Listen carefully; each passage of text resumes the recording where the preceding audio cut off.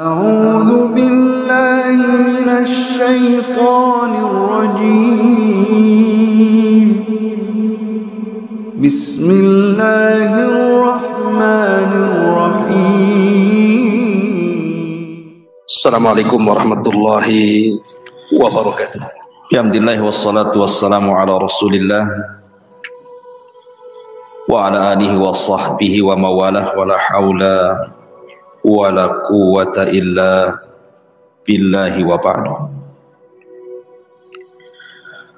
Qala Allahu azza wa jalla ya ayyuhalladzina amanu taqullaha haqqa tuqatih wa la tamutunna illa wa antum muslimun.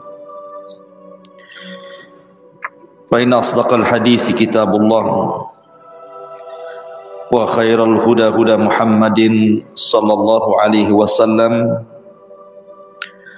wa syarrul umuri muhdatsatuha wa kullu muhdatsatin bid'ah wa kullu bid'atin dhalalah wa kullu dhalalatin finnar.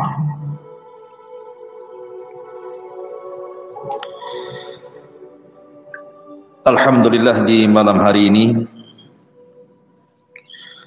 kembali kita bisa melanjutkan kembali kajian kita membahas manusia pilihan di alam semesta, Rasul kita Muhammad sallallahu alaihi wa ala alihi wasallam. Kita masih membahas tentang upaya orang-orang Quraisy untuk menjegal dakwah Nabi sallallahu alaihi wasallam dengan berbagai macam upaya. Di antaranya adalah orang-orang musyrik tanazul, berusaha untuk merendah kepada Rasul dengan cara membuka dialog. Diutuslah pembesar mereka menghadap Nabi sallallahu alaihi wasallam. Kemudian mereka mengatakan, "Ya Muhammad, ta'budu alihatana sanatan wa na'budu alihataka sanatan." Wahai Muhammad, bagaimana kalau seandainya kau sembah Tuhan kami setahun saja, tahun depan kami akan menyembah Tuhan.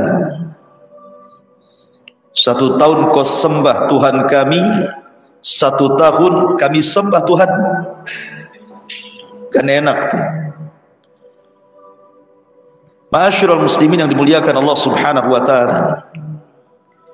Kemudian mereka mengatakan, fa in kunna 'alal haqq akhadta minhum haddan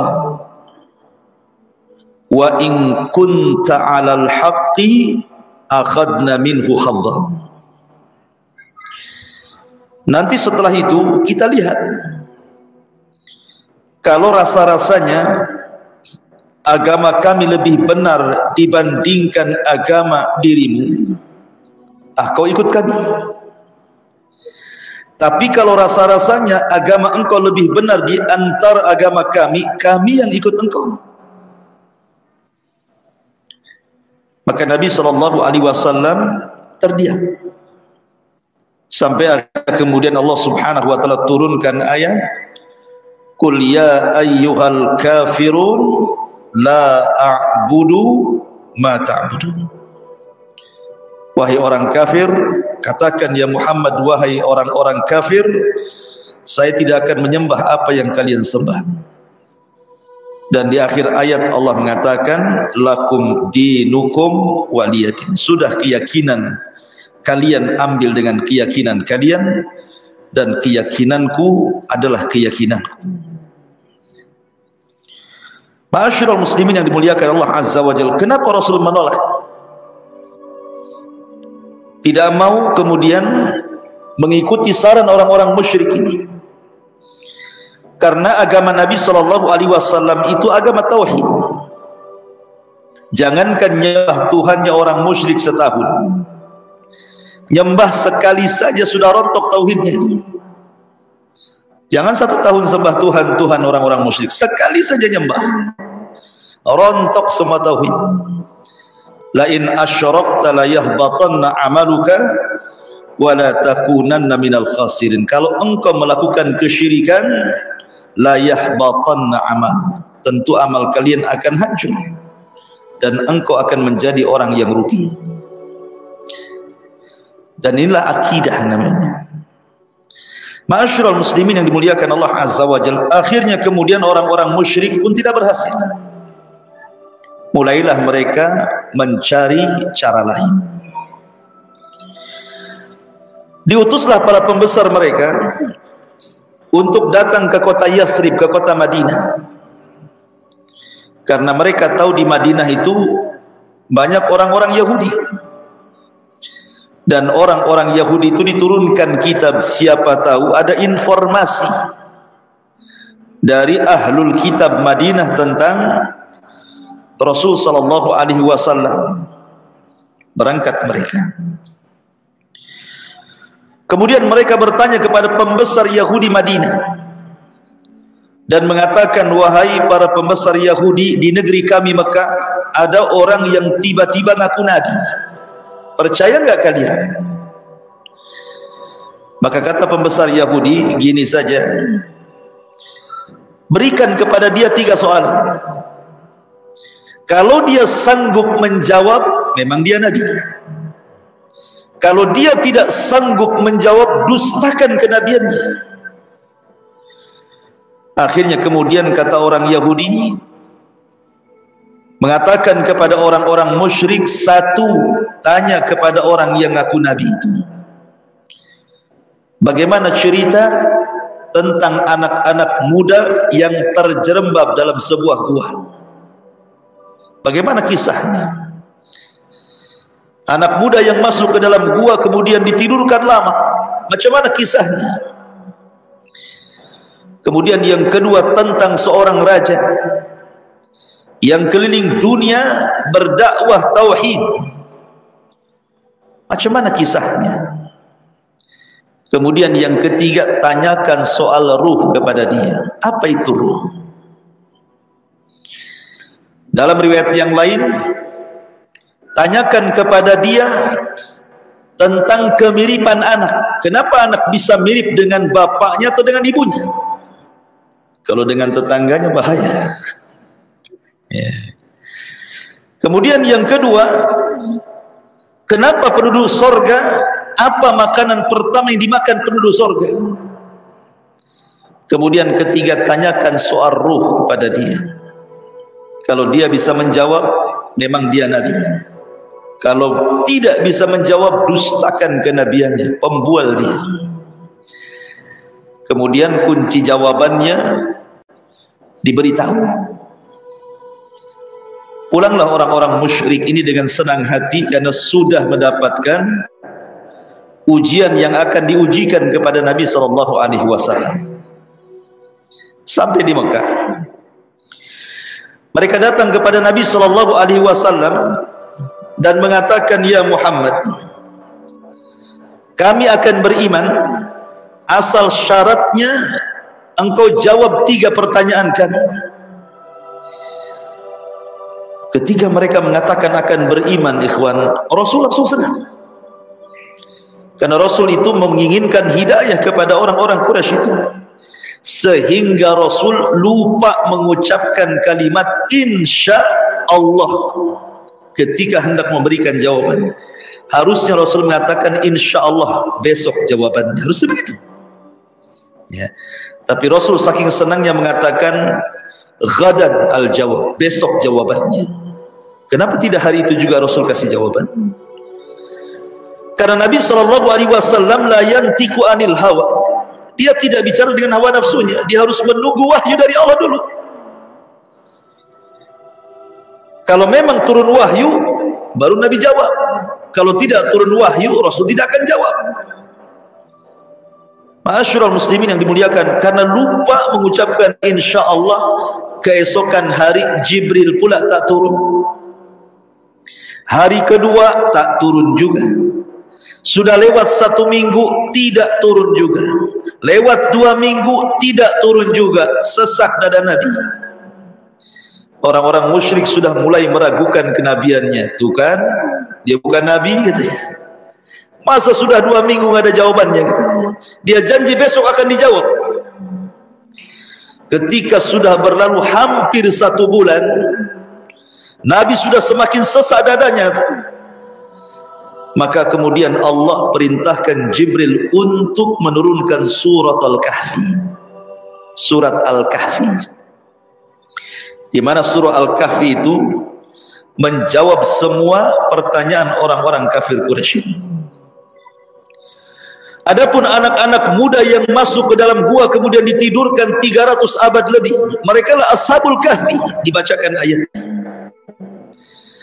Adapun kemudian seorang raja yang berkeliling dunia untuk berdakwah mendakwahkan tauhid, dialah Dzulqarnain, disebutkan ayatnya. Adapun ruh, maka Allah berfirman, yas'alunaka 'anir ruh qulir ruhu min amri rabbi wa ma utitum minal ilmi illa qalila. Mereka bertanya-tanya kepadamu soal ruh. Katakan ruh itu urusan Rabbku, karena Allah tidak banyak memberikan ilmu kecuali sedikit kepada aku. Tidak tahu, itu urusan Allah. Dalam riwayat, adapun yang kalian tanyakan soal anak, kenapa pula mirip bapa dan ibunya? Maka Nabi SAW menjawab, tergantung hormon keduanya. Kalau sperma suami mengalahkan sperma istri, berarti akan mirip bapaknya. Kalau sperma istri mengalahkan suaminya, maka akan mirip ibunya. Ini kalau 50-50, alah mirip keduanya lah kan. Dari pusar ke atas mirip bapaknya, bisa saja kan itu. Ma'asyiral muslimin yang dimuliakan Allah Azza wa Jalla. Adapun soal penduduk sorga, apa yang pertama kali dimakan penduduk sorga? Kata Rasul, kabidil hut, hati ikan paus. Itulah makanan pertama kali penduduk sorga masuk sorga. Yang pertama dimakan hatinya ikan paus. Dan minuman yang pertama diminum wedang jahe, zanzabil dalam bahasa Arab. Bahasa kitanya wedang jahe. Tapi wedang jahe sorga dengan wedang jahe kita ya beda lah. Apalagi wedang jahe set-setan kan. Beda lah. Karena Abdullah ibn Abbas radhiyallahu anhu mengatakan, persamaan sorga dengan dunia itu hanya persamaan nama, bukan hakikat. Karena sorga itu ma la ainun ra'at wala udhunun sami'at wala khatara ala qalbi bashar. Nikmatnya loh tidak bisa dilihat mata, didengar telinga, terbayang pun tidak bisa, saking nikmatnya. Jadi hanya kesamaan nama saja, hakikatnya berbeda. Ma'asyiral muslimin yang dimuliakan Allah Subhanahu wa taala. Tetapi setelah diberikan jawaban dan jawabannya benar, kan mereka menyimpan jawaban kan. Benar jawabannya tuh. Tidak juga beriman. A'anzartahum am lam tunzirhum la yu'minun. Kau beri peringatan dia atau tidak, tetap saja degil tidak akan beriman orang-orang Quraisy itu. Gagallah mereka untuk mengatakan Nabi itu seorang pendusta. Ma'asyiral muslimin yang dimuliakan Allah Azza wa Jalla. Kedua, gagal. Mulailah kemudian mereka melakukan aksi ketiga. Nabi SAW apabila berdakwah kepada orang-orang musyrik, selalu mereka diancam oleh azab. Nabi selalu mengancam, kalau kalian tetap melakukan kesyirikan nanti akan datang azab Allah kepada kalian, bla bla bla, begini macam-macam. Akhirnya mereka menagih janji itu. Muhammad, kamu kalau berdakwah kepada kami sedikit-sedikit, kalau kami tidak taat kepada Allah dan kepada dirimu akan turun azab. Mana azabnya? Nantang azab dia. Mana azabnya? Kok nggak turun-turun si azabnya katanya. Maka Allah Subhanahu wa taala firmankan tentang mereka, wa yasta'jilunaka bil adzab walan yukhlifallahu wa'dah inna yawman inda rabbika ka alfi sanatin mimma ta'udun. Dan mereka datang kepadamu ya Muhammad meminta disegerakan azab, dan Allah tidak mungkin menyelisih janjinya. Dan satu hari kehidupan akhirat dibandingkan kehidupan dunia sama dengan 1000 tahun. Dalam ayat yang lain, yasta'jilunaka bil adzab wa inna jahannam la muhitatun bil kafirin. Mereka datang kepadamu meminta disegerakan azab, sesungguhnya jahanam akan meliputi orang-orang kafir. Digambarkan mereka seperti itu, mengolok-olok Rasul, mana azabnya? Kok enggak turun-turun gitu ya. Ini kan istihza, mengolok-olok Nabi SAW. Dan macam-macam mereka lakukan kepada Nabi SAW, sampai akhirnya mereka datang kepada Abu Thalib. Mereka sudah tidak ada jalan lagi, mengancam untuk membunuh Nabi SAW, bahkan mengancam siapapun yang melindungi Nabi, termasuk pamannya Abu Thalib, diancam akan dibunuh. Lah akhirnya kemudian karena sudah marah nih para pembesar Quraisy ini, berkumpullah Fir'aunnya umat ini, siapa? Abu Jahal, kemudian Umayyah, kemudian Mughirah, Al-Walid, pembesar-pembesar Quraisy ini berkumpul. Kemudian mereka sepakat, Bani Hashim dan Bani Al-Muttalib semakin hari semakin melindungi si Muhammad itu. Ini tidak bisa dibiarkan. Lalu bagaimana caranya? Akhirnya terjadilah konsensus, kesepakatan, kalau begitu kita boikot saja mereka. Karena mereka sudah melindungi si Muhammad, kita boikot, supaya mereka kembali kepada kita dan mereka sendiri yang membunuh si Muhammad itu. Terjadilah pemboikotan, di mana mereka menerapkan satu larangan keras untuk tidak berhubungan dengan Bani Hashim dan Bani Al-Muttalib. Satu, tidak boleh menikahi wanita-wanita Bani Hashim dan Bani Muttalib, karena dua kabilah ini sudah melindungi si Muhammad. Yang kedua, mereka mengatakan tidak boleh jual beli dengan mereka. Yang ketiga, tidak boleh duduk-duduk ngobrol bersama mereka. Yang ketiga, yang keempat, tidak boleh bergaul dengan mereka. Yang kelima, tidak boleh masuk ke rumah-rumah mereka. Yang keenam, tidak boleh bicara dengan mereka. Yang ketujuh, tidak boleh menerima sulhah, perdamaian dengan mereka. Dan yang terakhir, tidak boleh ada rasa kasihan sedikit pun dengan mereka. Akhirnya sepakat seluruh kabilah Quraisy memboikot dua kabilah yang melindungi Nabi, Bani Hashim dan Bani Al-Muttalib. Diboikot. Berapa tahun? 3 tahun. Kemudian hasil rapat mereka ini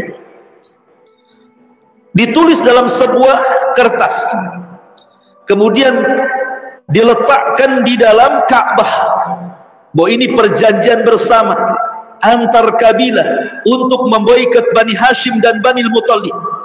Selama perjanjian tergantung di Ka'bah ini, maka selama itu pemboikotan tetap berlangsung. Akhirnya kemudian berlalulah pemboikotan ini sampai 3 tahun lamanya.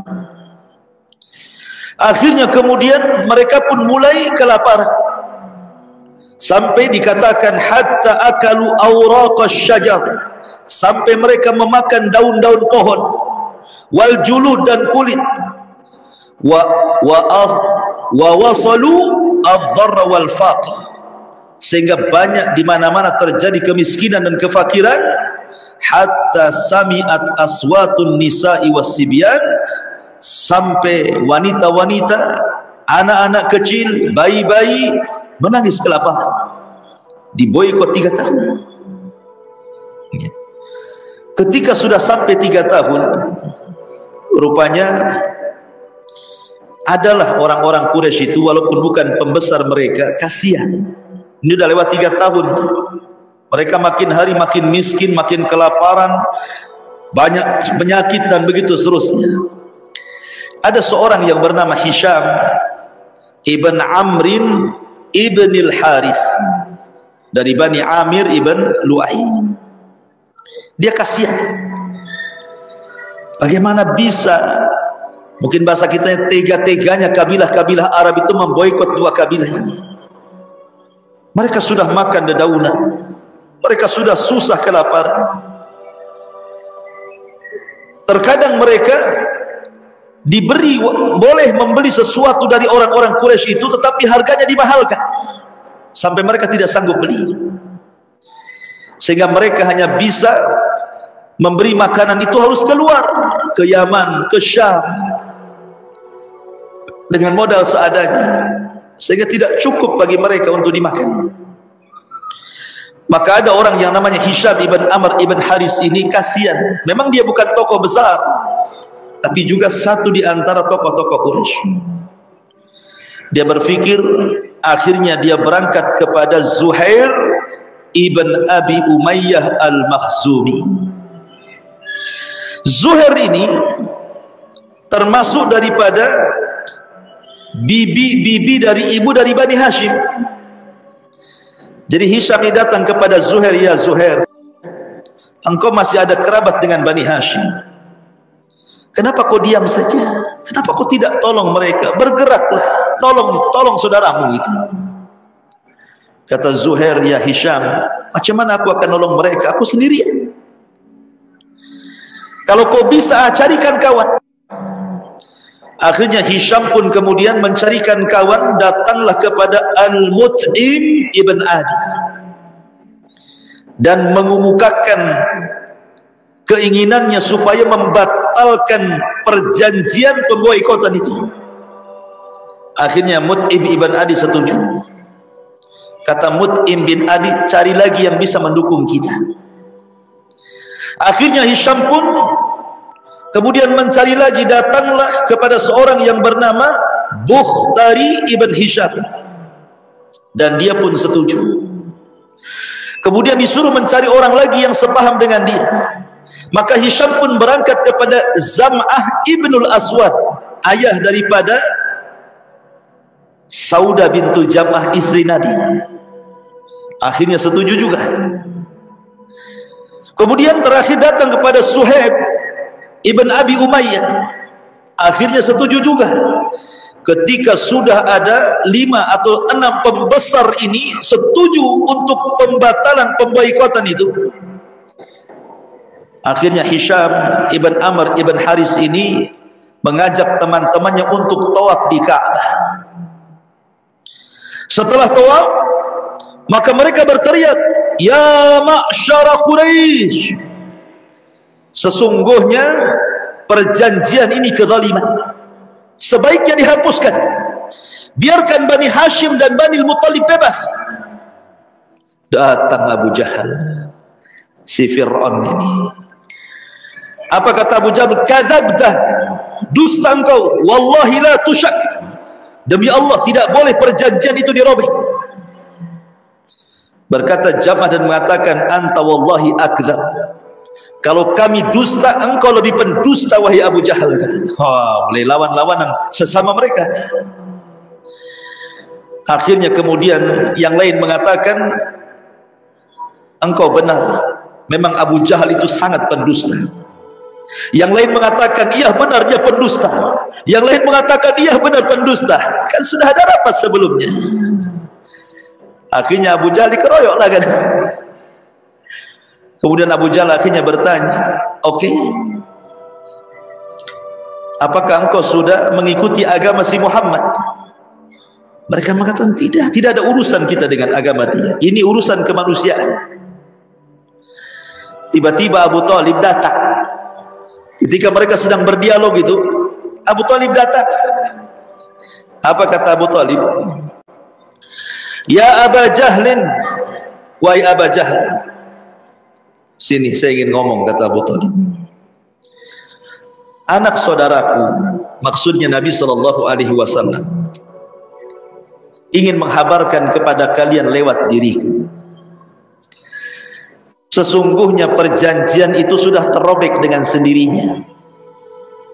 Allah Subhanahu wa ta'ala sudah mengutus rayap-rayap dan memakan kertas perjanjian itu sehingga tidak tersisa kecuali Ismullah. Oh, kaget mereka. Selama ini kan tidak tahu itu perjanjian itu sudah robek atau tidak kan itu. Ini kan baru keinginan. Ya.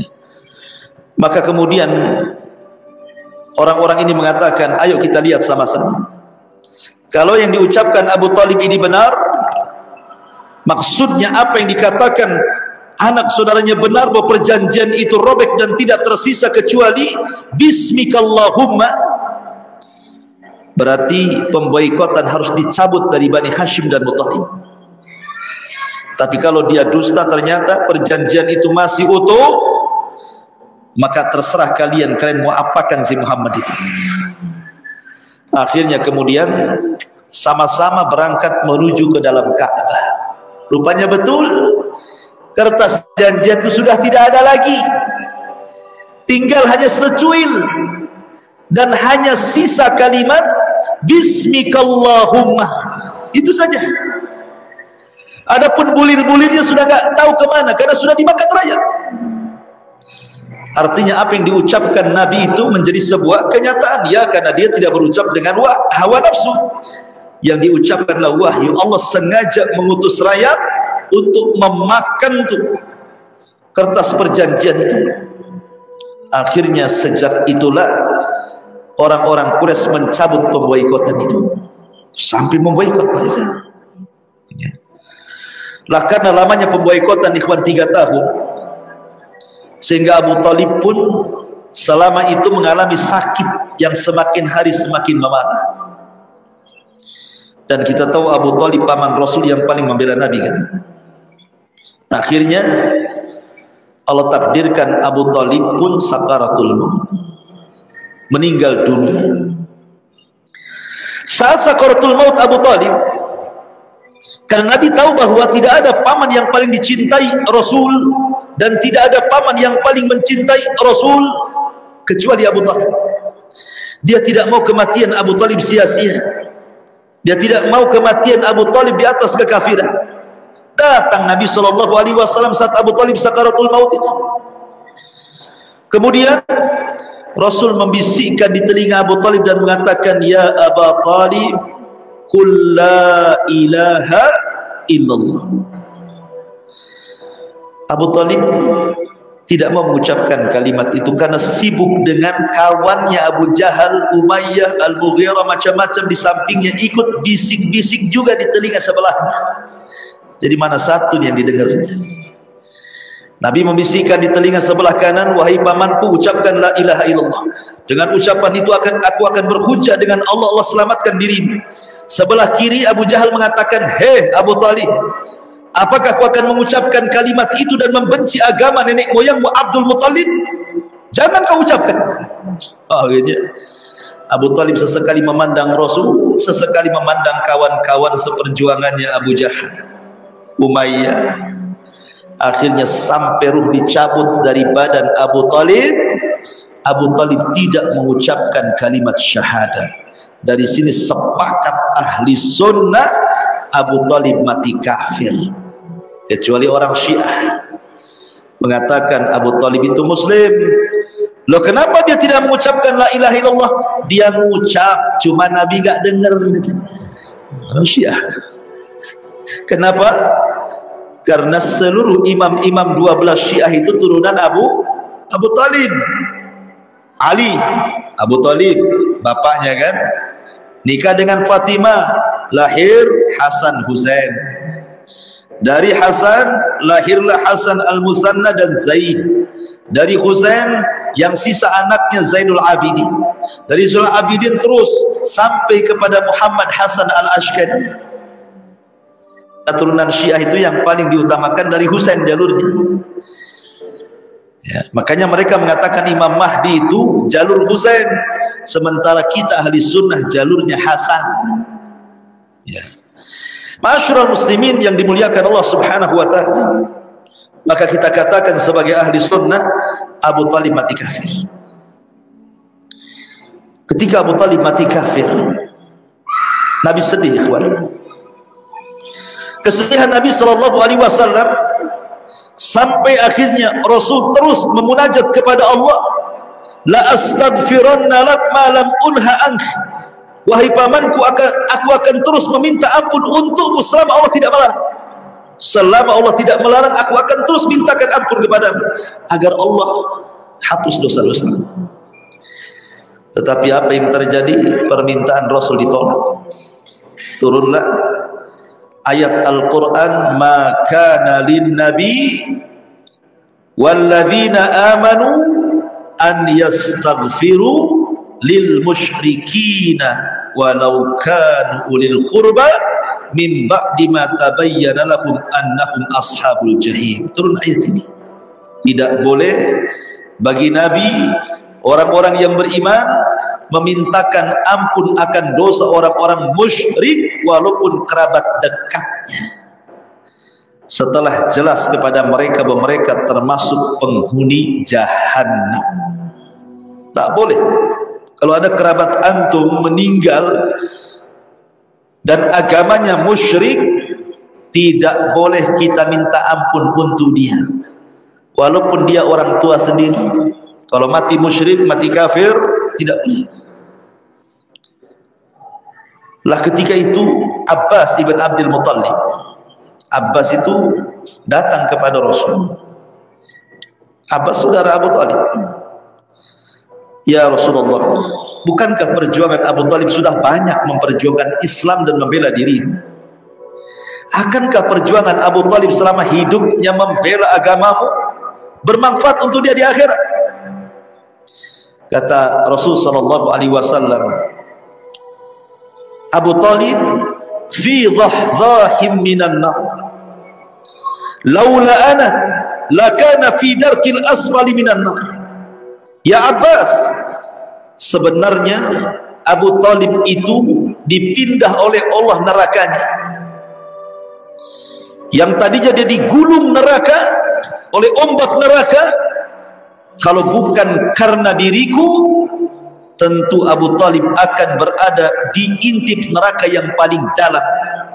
Tetapi aku meminta Allah agar diringankan azabnya, maka Abu Talib diletakkan di neraka yang paling dangkal, hanya satu setara dengan mata kakinya saja. Nerakanya itu sampai mata kakinya saja, tapi itu cukup untuk mendidihkan kepalanya. Satunya dapat syafaat orang kafir hanya Abu Talib. Makanya Rasul mengatakan, kalau bukan karena diriku, tentu dia sudah masuk ke neraka dan menempati intip neraka yang paling dalam. Ma'asyiral muslimin yang dimuliakan Allah Azza wa Jalla. Rupanya di tahun yang sama, kesedihan Nabi sallallahu alaihi wasallam rupanya ditambah oleh Allah dengan kematian Khadijah. Pamannya meninggal, istri pula meninggal. Ini penderitaan Rasul yang luar biasa. Karena dua manusia ini yang selama ini memperjuangkan dakwah Nabi. Abu Talib dengan jabatannya sebagai pemimpin Arab, dan Khadijah dengan hartanya. Kalau harta dan jabatan ini bermain untuk dakwah kepada Allah, pasti dakwah itu akan lancar. Didukung oleh pejabat, didukung orang kaya, lancar dakwah itu. Tapi kalau pejabatnya tidak dukung, orang kayanya tidak dukung, stres dakwah itu. Jangankan antum, Nabi sampai-sampai ketika meninggalnya Abu Talib dan Khadijah, tidak ada tameng lagi. Orang-orang Quraisy sudah mulai berani. kurang ajar dengan Nabi SAW, menghina dengan hinaan yang lebih pedas lagi, berani menyiksa para sahabat, mengolok-olok, bahkan sampai ada niat untuk menyakiti dan membunuhnya. Dari sini Nabi SAW sudah tidak ada lagi i'tikad untuk mengembangkan dakwah di Mekah lagi. Kayaknya sudah nggak bisa ini. Dengan meninggalnya Abu Thalib dan Khadijah ini menyempitkan dakwah Rasul di Mekah. Kayaknya harus cari areal baru. Akhirnya Nabi SAW terpikirkan untuk mencari areal baru. Berangkatlah Rasul ke mana? Ke Taif. Karena penduduk Mekah ini sudah mulai ngancam-ngancam sampai membunuh. Sementara Rasul masih lemah, para sahabat juga masih lemah, mereka berusaha menyembunyikan keimanan. Berangkatlah Rasul dengan pembantunya atau budaknya Zaid ibn Harithah. Berangkat ke mana? Ke Taif.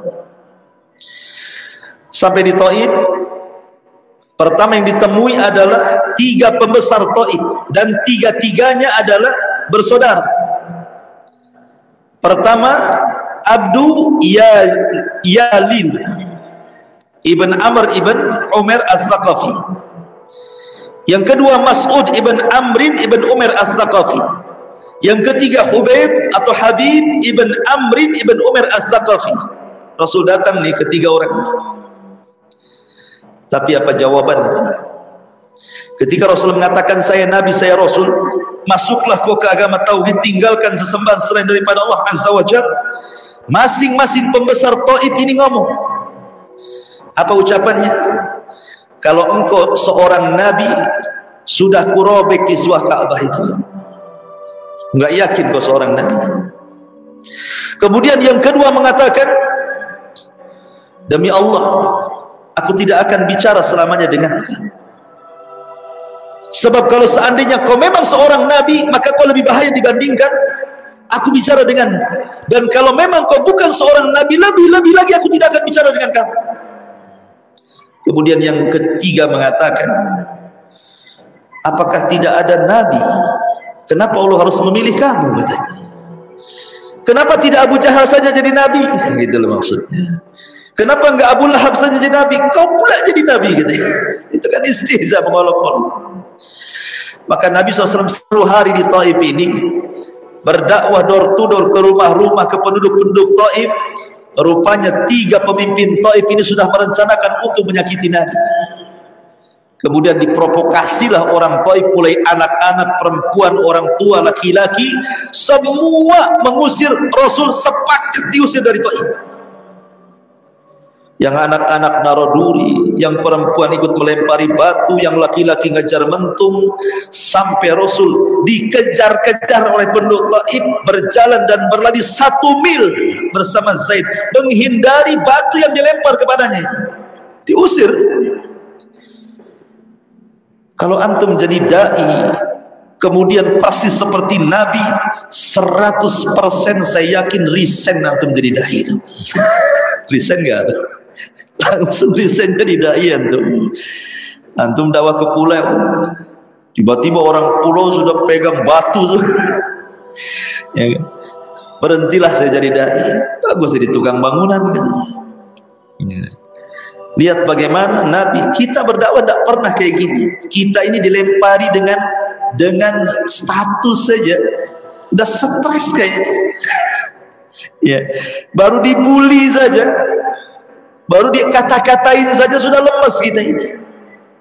Ini belum batu, baru omongan saja, itu pun lewat status, bukan lewat omongan. Itu udah sakit hati. Nabi betul-betul dilempari batu. Akhirnya Nabi lari sampai ke perbatasan Mekah. Rasul tidak bisa keluar, tidak bisa ke dalam. Coba bayangkan, mau balik ke Taif dilempari orang Taif, mau masuk ke Mekah nggak bisa karena orang Mekah ngancam bunuh. Mau kemana lagi coba Rasul itu? Dua-duanya berbahaya. Akhirnya Nabi SAW kemudian tinggal di perbatasan antara Mekah dan Taif, di kebun kurma. Rupanya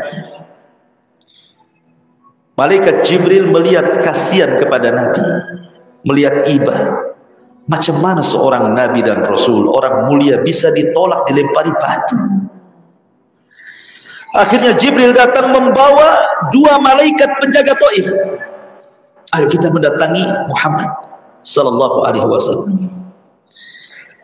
Maka datanglah kemudian malaikat Jibril mengatakan, ya Muhammad, di samping kiri kananku adalah 2 malaikat penjaga 2 bukit Taif.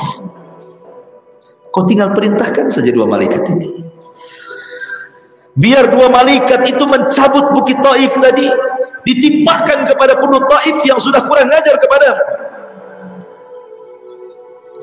Kalau itu di posisi kita, pasti antum iya lempar saja, kurang ajar mereka itu. Ya.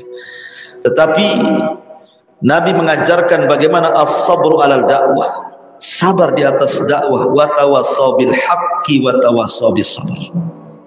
Apa kata Rasul? Allahumma hdi biqaumin fa innahum la ya'lamun. Indah. Aku hanya bisa berdoa kepada Allah, mudah-mudahan Allah berikan hidayah kepada mereka, karena mereka kaum yang tidak tahu aku ini seorang nabi. Kalau mereka nabi, tak mungkinlah mereka melempari batu kepadaku. Dan aku hanya berdoa, mudah-mudahan walaupun mereka tidak beriman, akan lahir anak cucu-cucu mereka yang beriman kepada Allah dan Rasulnya. Kesabaran Nabi SAW ketika menerima tantangan dakwah di Taif. Wallahu a'lam. Ini sudah isya. Kita tutup dengan kafaratul majlis. Subhanaka wa bihamdika, asyhadu an la ilaha illa anta, astaghfiruka wa atubu ilaik. Allahu ta'ala alam. Assalamualaikum warahmatullahi wabarakatuh.